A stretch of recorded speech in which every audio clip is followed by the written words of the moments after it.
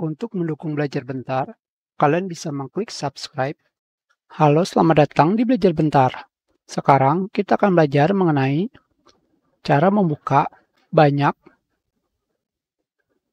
dokumen Microsoft Word.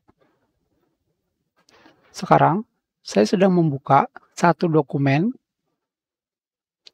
Jika saya memilih View, New Window, maka saya telah membuat dua dokumen.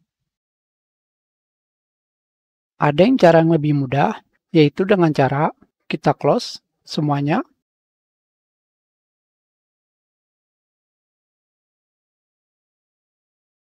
Pada ikon Microsoft Word, kalian tekan tombol scroll pada mouse, yaitu tombol tengah mouse, seperti ini.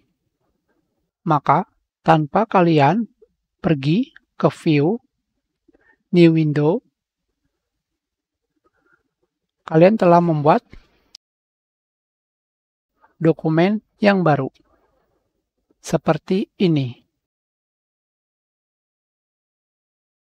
Sekarang, apa yang membedakannya?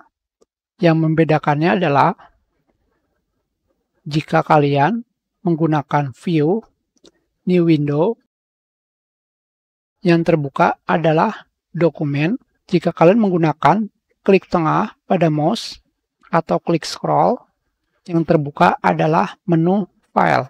Jadi itulah perbedaannya. Terserah kalian ingin menggunakan yang mana. Kita sudahi pelajaran kita. Terima kasih.